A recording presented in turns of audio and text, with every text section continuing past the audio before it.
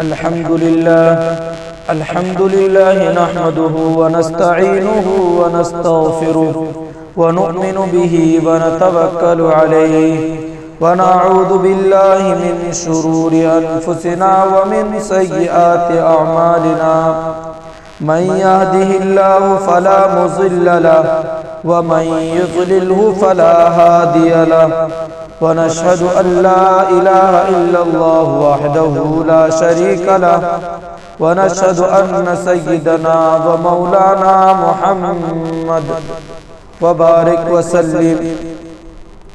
أما بعد فقد قال الله تبارك وتعالى في كتابه المبين: فأعوذ بالله من الشيطان الرجيم، بسم الله الرحمن الرحيم. إن الصلاة تنهى عن الفحشاء والمنكر. وقال رسول الله صلى الله عليه وسلم: بين العبد وبين الكفر ترك الصلاة. صدق الله مولانا العظيم وصدق رسوله النبي الكريم ونحن على ذلك لمن الشاهدين والشاكرين والحمد لله رب العالمين. وہ سجدہ روح زمین جس سے کانپ جاتی تھی، وہ سجدہ روح زمین جس سے کانپ جاتی تھی، اسی کو آج ترستے ہیں منبر و محراب. عزیزان محترم اور میرے پیارے بھائیوں، اللہ تبارک و تعالیٰ کا احسان عظیم یہ ہے کہ حق تعالیٰ شانوں نے ہمیں اس متبرک و منور مجلس میں بیٹھنے کی توفیق عطا فرمائی. بہت دنوں سے دل میں آرزو و تمنا تھی کہ آپ حضرات کے روبرو نماز کو موضوع گفتگو بناؤں.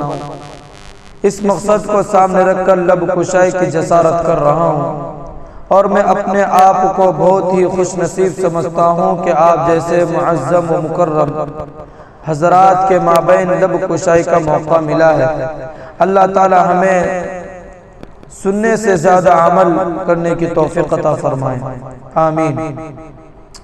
عزیز دوستو، خالق السماء والارض نے امت مسلمہ اور اپنے حبیب محسن کائنات صلی اللہ علیہ وسلم کو بے بہا نعمتوں سے نوازا اور ہمیشہ تحفوں سے سرفراز فرماتا رہا. ان نعمتوں میں سے ایک اعلیٰ و عرفہ تحفہ نماز کا تحفہ ہے. اس متبرک تحفے کی فضیلت روزن روشن آیا کی طرح ہے. اللہ تعالیٰ نے حج کو فرش پر نازل فرمایا، روزے کو فرش پر نازل فرمایا، زکوٰۃ کو بھی فرش پر نازل فرمایا، ایمان کو بھی فرش پر نازل فرمایا، تمام احکام کو فرش پر نازل فرمایا، تمام احکام کو بھی فرش پر نازل فرمایا. لیکن جب نماز کی باری آئی تو رب کائنات نے اپنے محبوب محسن انسانیت صلی اللہ علیہ وسلم کو فرمایا کہ ہم آپ کو ایک قیمتی تحفہ دینے والے ہیں. یہ تحفہ بہت اعلیٰ ہے، یہ تحفہ بہت ہے، اور اعلیٰ و عرفہ شے کو اعلیٰ ہی جگہ عطا کیا جاتا ہے. لہذا نماز کو عرش الہی پر بلا کر عطا کیا گیا. برادران اسلام، توحید اور ایمان کے بعد انبیاء علیہ السلام نے نماز ہی کو اہمیت دی ہے، نماز کی تلقین کی ہے. قرآن میں جگہ جگہ پر اقیم الصلاۃ ذکر کیا گیا ہے. کہیں پر یہ الفاظ ذکر کیے گئے ہیں: یا ایھا الذین آمنوا استعینوا بالصبر والصلاۃ، کہ اے مومنو صبر اور نماز کے ذریعے سے مدد طلب کرو. جب صحابہ اکرام رضی اللہ تعالیٰ عنہ مجمعین کو حضور صلی اللہ علیہ وسلم نے معراج کے تحفے کا ذکر کیا، نماز کی بشارت دی، تو تمام صحابہ اکرام رضی اللہ تعالیٰ عنہ مجمعین جھوم اٹھے. سبحان اللہ سبحان اللہ، اب تو نماز کے ذریعے ہم ہر مشکل آسان کر دیں گے. اب تو ہم خدا سے مانگنے کا واسطہ اور وسیلہ مل گیا ہے. پانچ وقت کی نماز ادا کریں اور 500 نماز کا ثواب ملے. نماز جنت حاصل کرنے کا ذریعہ ہے، نماز رضا الہی حاصل کرنے کا وسیلہ ہے، نماز رسول کی محبت حاصل کرنے کا واسطہ ہے. عزیزان گرامی، کوئی متقی نماز کے بغیر متقی نہیں ہو سکتا، کوئی ولی نماز کے بغیر ولی نہیں ہو سکتا، کوئی قطب نماز کے بغیر قطب نہیں ہو سکتا. حضور نے بھی نماز پڑھی، صحابہ اکرام رضی اللہ تعالیٰ مجمعین نے بھی نماز کی پابندی کی، تبع تابعین نے بھی نماز پر دوامت اختیار کی، تبع تابعین نے بھی ترک نماز نہیں کی، ائمہ مجتہدین بھی نماز کو پکڑے رکھا، اولیاء اکرام نے بھی نماز کو اختیار کیا. کوئی تو بتاؤ تو صحیح کہ کسی نبی نے نماز ترک کی ہو اور نبی بن گیا ہو، کوئی ولی نماز کے بغیر ولی بن گیا ہو، کوئی قطب نماز کے بغیر قطب بن گیا ہو، کوئی ابدال نماز کے بغیر ابدال بن گیا ہو، کوئی امام نماز کے بغیر امام بن گیا ہو، آپ بتا ہی نہیں سکتے، اس لیے کہ عمل محبوب عمل ہے۔ نماز سے قلوب کو نورانیت ملتی ہے، نماز سے ایمان و عقائد کو قوت ملتی ہے، نماز زندگی کو آفتاب سے زیادہ روشن کر دیتی ہے، نماز اس وقت چراغ کا کام کرتی ہے جہاں پر چاروں سمت اندھیرا ہی اندھیرا ہو، یعنی قبر میں نماز مصائب و پریشان کو ٹال دیتی ہے۔ نماز سے انسان افضل و عرفہ ہوتا ہے، کیوں نہ ہو نماز ہی ایسا تحفہ جس سے شیطان کا مقابلہ ہوتا ہے۔ برادران ملت، نماز ہی سے فیصلہ ہوتا ہے کہ کون متقی ہے، کون شقی ہے، کون انسان، کون شیطان، کون مسلم، کون غیر مسلم۔ یہ امتیاز نماز سے ہی حاضر ظاہر ہوتا ہے۔ میں بغیر حوالے کی بات نہیں کہتا، مشکوہ شریف اٹھاؤ، صفحہ نمبر 58 پر دیکھو، حضرت جابر روایت فرماتے ہیں کہ محسن انسانیت صلی اللہ علیہ وسلم نے ارشاد فرمایا، بین العبد و بین الکفر ترک الصلاۃ، کہ بندے اور کفر کے درمیان صرف نماز کا ترک کرنا ہے۔ مشکوہ شریف کے اسی صفحے پر دیکھیں، اور ایک حدیث میں ہے جس کے راوی حضرت بریدہ رضی اللہ تعالیٰ عنہ ہے، فرمایا رسول اللہ صلی اللہ علیہ وسلم نے، العہد بیننا و بینہم الصلاۃ فمن ترکہا فقد کفر، ہمارے اور منافقین کے مابین عہد ہے، وہ نماز ہے، بس جس نے اس کو ترک کیا گویا کہ اس نے کفر کیا۔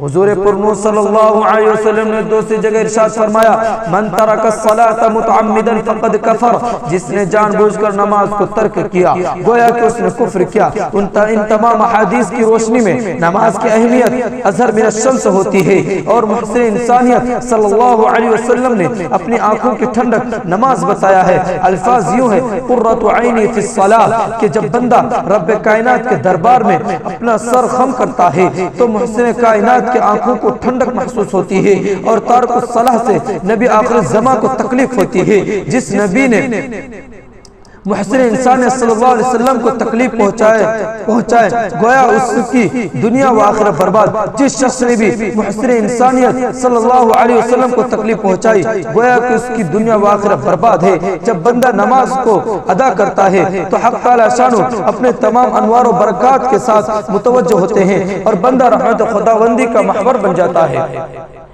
عزیز دوستو، کسی شاعر نے کیا خوب کہا ہے، یہ ایک سجدہ جسے تو گراں سمجھتا ہے، یہ ایک سجدہ جسے تو گراں سمجھتا ہے، ہزار سجدوں سے دیتا ہے آدمی کو نجات۔